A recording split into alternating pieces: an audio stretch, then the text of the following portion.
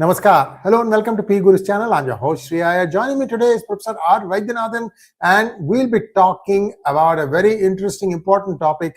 Are Indians the new Jews of the 21st century? Let's welcome Professor RV. Namaskaram, sir. How are you? Namaskaram. Thank you very much. Thanks a lot. Thanks to PGurus channel. Thanks to Sri Iyer. And thanks to Sachin, of course, our main person who is technical as well as everything, actually, if you ask me. So thank you, Sachin. Somewhere in the background, you are there. I'm sure one of these days, yeah. Yeah. I have one announcement to make, sir. Once you have finished your line, I'll No, make that. sure. You make your bottle washer, Ted Cook. Somebody put it there. What is your announcement you can make now? No Yes. problem. So viewers, we've been hard at work. We have actually polished the PGurus app to a new level. And those of you who would like to get everything in one place, our news articles, our videos, our products, we've got some fantastic video demonstrations of all the products. So I'm just going to give you the overall new feature set of the PGurus app. It's available for download. 2.5.5 is the latest version. You can get it from Google Play or from App Store. Here is the quick preview of that. Can we play that, please?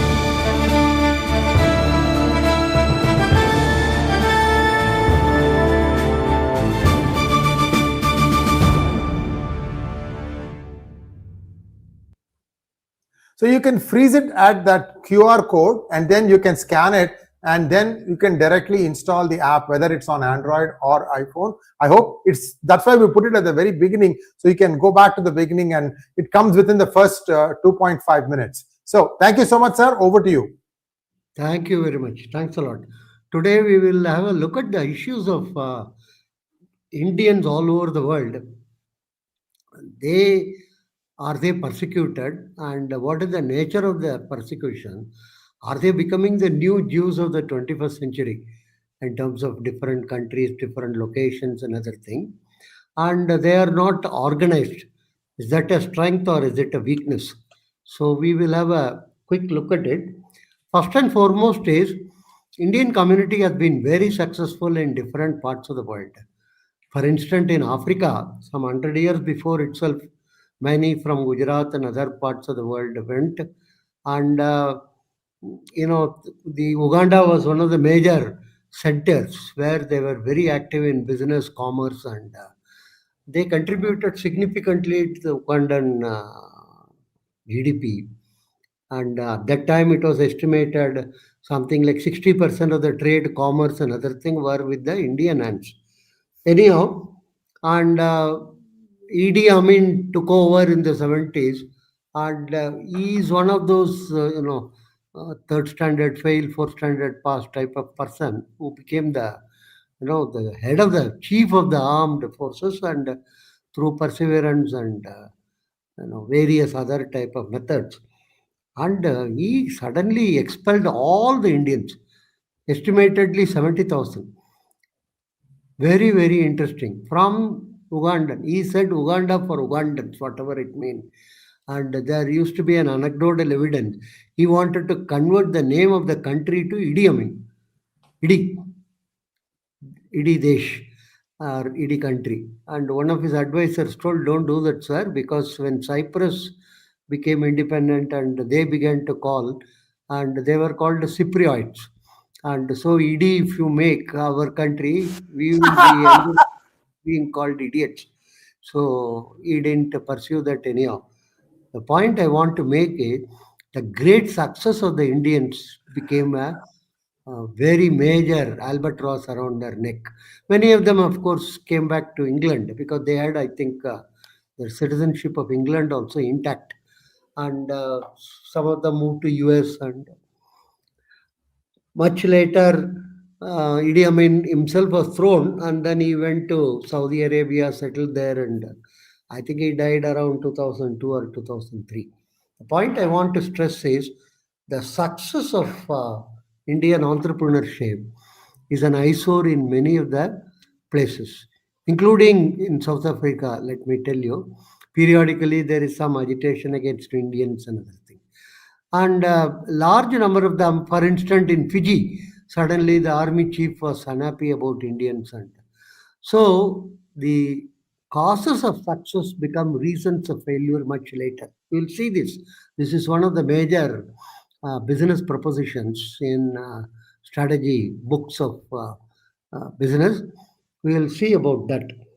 And we do very well. For instance, in US, we have done extremely well in terms of being the highest income earners. Sachin, you may be having that chart about Indian income earners in US. You can see here income by ethnicity, which has been made in the US.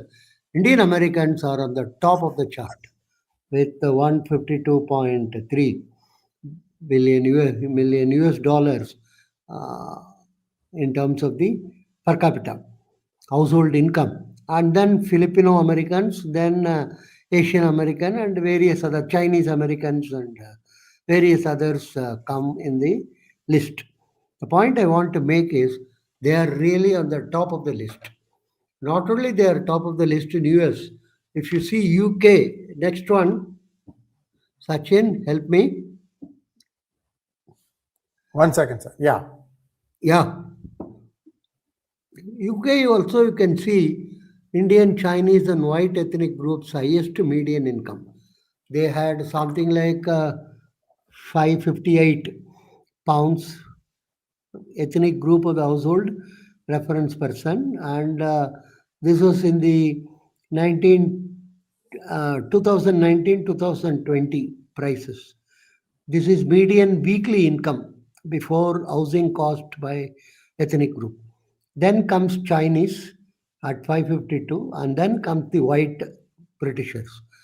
And you can see from here also how much the Indians are significantly on the higher position. This is in terms of the income. And next one, Sachin, last about the position. If you see, almost all the major and important companies of US, Indians are playing a very large role. Either they are heading the companies, or they are in the role of CFOs or COOs.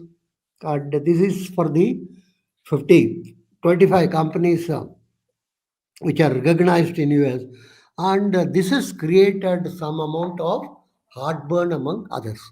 And if you ask me, the success of all these Indians in terms of income, in terms of positions, have fueled some amount of resentment among what are known as the MAGA group. Make America Great Again. These MAGAs are, semi-literate people. Most of them are again sixth fail, seventh pass, and other thing. Idago, the potato farmers, children, and various other type of riffraffs. Earlier, when the consensus was whether it is Republican or Democrat, it used to be, the role used to be played by Harvard, Columbia, or Princeton, and all these Yale and other places, university professors. They provided a lot of inputs. They were the what you may loosely call the intellectual background of this. But post, Trump doesn't have any enthusiasm about all these places. Actually, if at all he has some hatred for them, he is more inclined toward this sixth fail, seventh pass type of people, and he assembles them.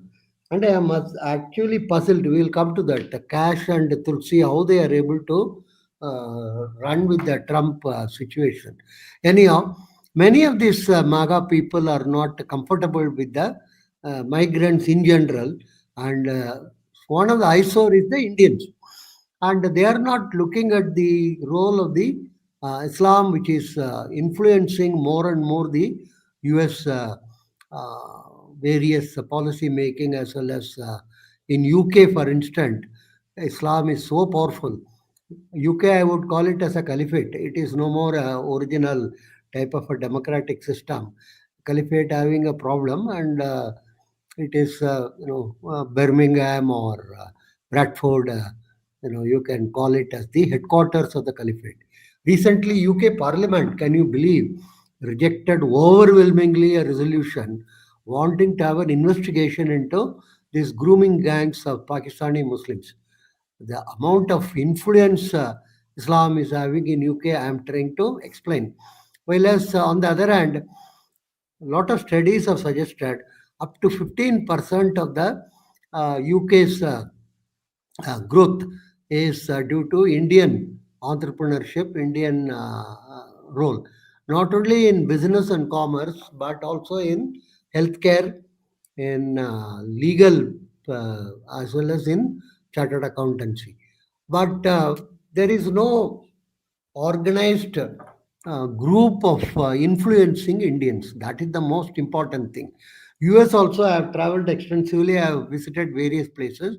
I have found Tamils, I have found Telugus, of course, many Tamil groups and many Telugu groups, many Bengali groups, many from Gujarat, and but I have hardly found any Indian group there actually. I always used to remember a story. I was coming out of the Delhi airport. One of the from London, one of the Britisher who traveled with me was asking me, "Where is the lobby?" I told whole of Delhi is a lobby. You have Chinese lobby, you have American lobby, you have British lobby, you have Rwanda lobby, you have Madagascar lobby, but unfortunately there is no Indian lobby in Delhi. That is the most interesting part of the situation. Same way, there is no unified. One is we are not a congregating religion, unlike Islam or Christianity. We are dispersed. Only time we congregate is during the Kumbh Mela. That's the time we congregate and then disperse. That's what uh, Dharampal has observed. And that's the time we don't even question anybody else about their language or caste or anything like that. And we don't have a preacher. In the 90s, I remember I was involved in getting some pandits or prohits for South Indian temples in US. And, I was part of some group and other thing. And we have to argue with the immigration people. Our pandits are totally different than that of the Islamic clerics or Christian preachers. Unlike them, who every Friday or every Sunday give a large amount of talk about various aspects of existence. Our people do not do that. Our people just what you may loosely call a agent of God who perform their duties. And we have built a large number of temples. Very interestingly, the Indians in US, I think the worth will be easily 2 billion US dollar according to me. Nearly 1,000 temples, believe me, are there, and some of the largest ones are the Swaminarayan group, and they have they are very richest group and the largest. And we don't have built any universities. We could have done that actually with this 2 billion US dollar. Actually, with hardly something like 200 million, we could have started a good university, but we didn't do that. Why I tell the university is that they are the major source of influencing the US society. And the other one is the channels, news channels, whether print media or whether it is what you may loosely call the visual media or anything. We don't seem to be playing any major role, unlike Currently, PGurus is trying it in its own way, very small way, but nothing major distraction. So our ability to influence policies and programs are very, very interestingly low. We seem to have some members of Congress like your Ro Khanna or Suhas Krishnamurthy, and different times they come and give their opinions and other thing. But it's not a completely influencing type of a situation. Yeah, you wanted to say something?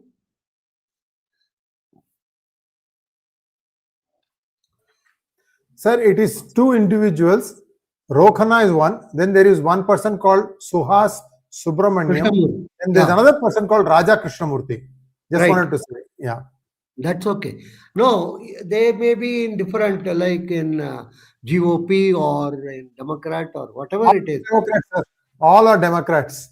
All are Democrat. But ability to really, have a total influence on policy making is, according to me, very low. And we get very orgasmic. We get, when this Bush told, Happy Diwali, we were so happy about it.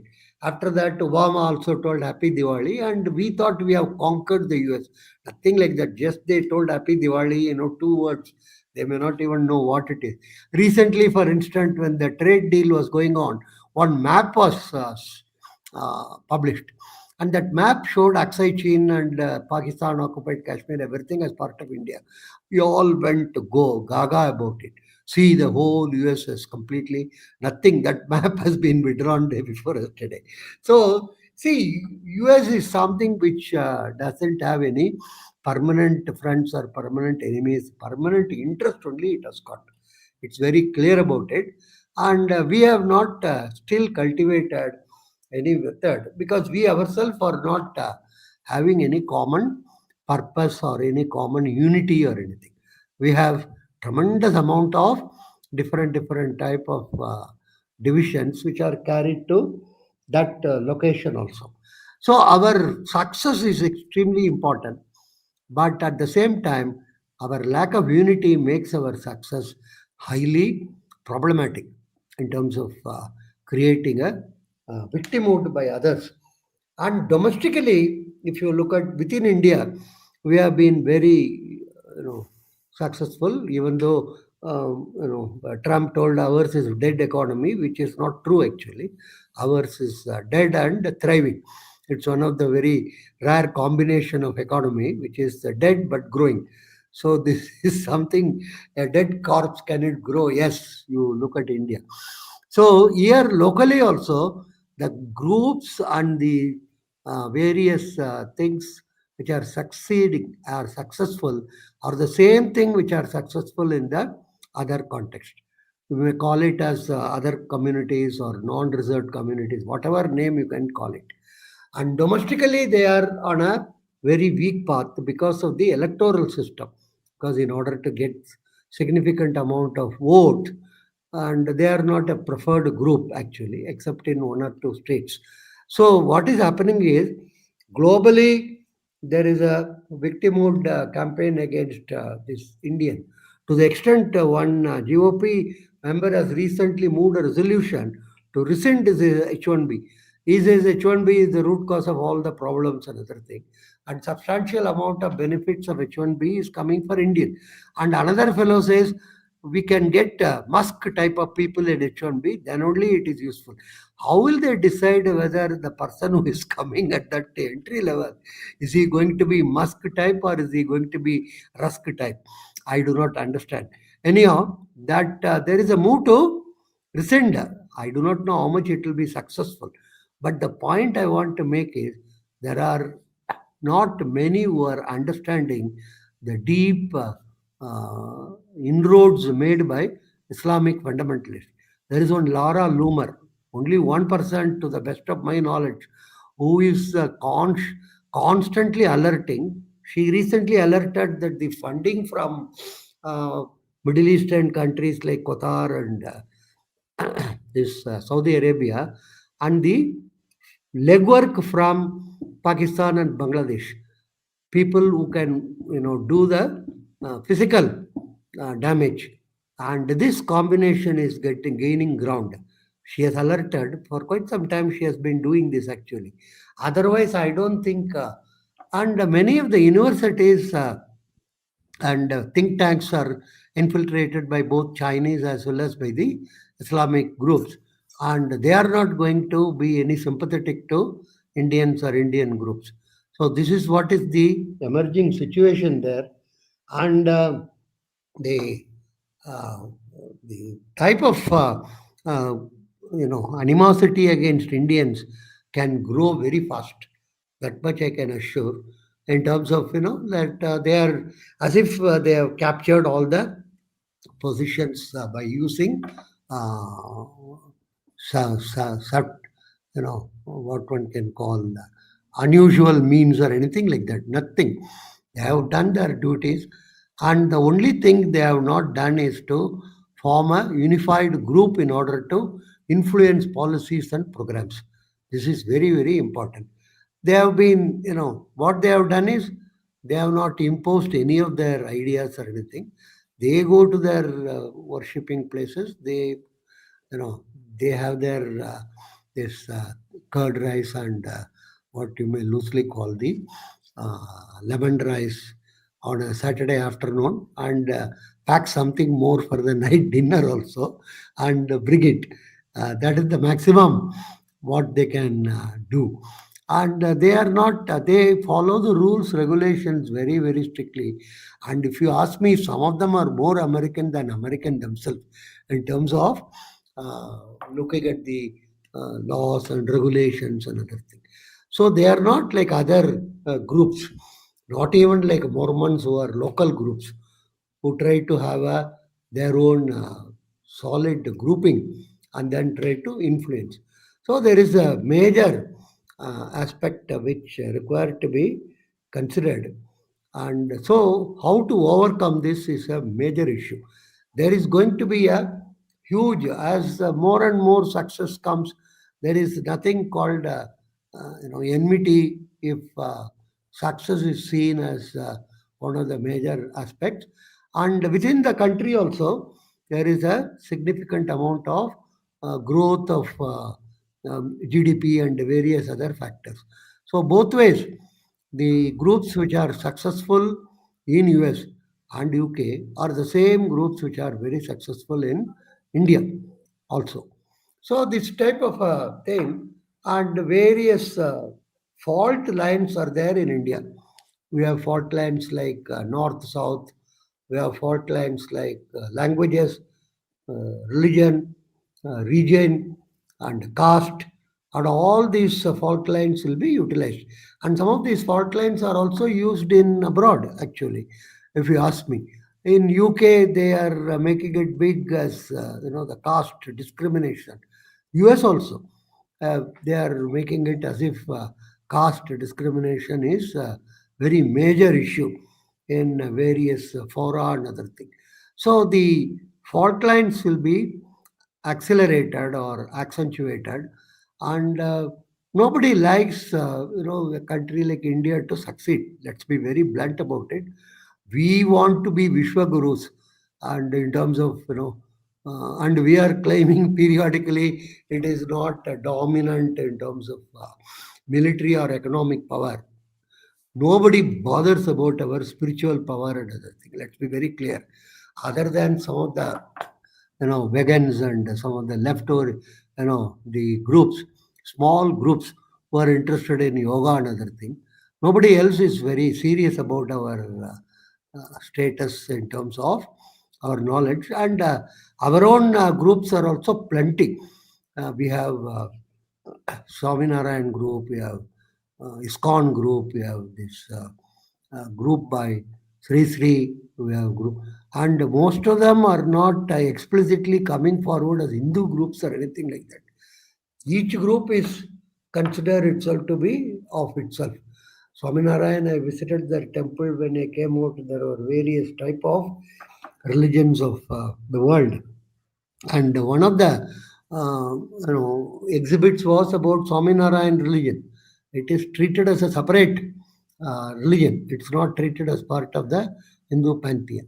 So there is a huge amount of challenges, and we should be very clear.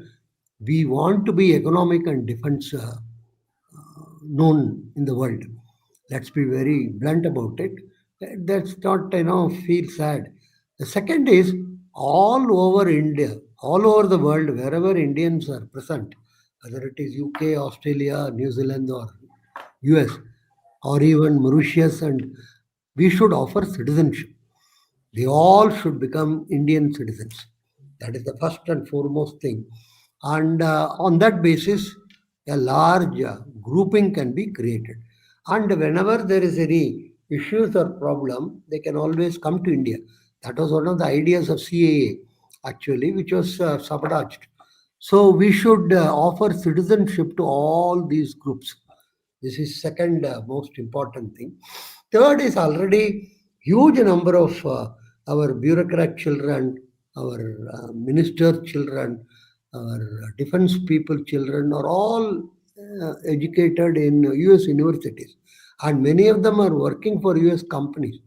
So the influence of all these on the policy making is very dominant, but we have to see whether we can try to uh, use it for our purposes, like Chinese are doing in terms of their inputs from various intellectuals, various scientists, and various groupings.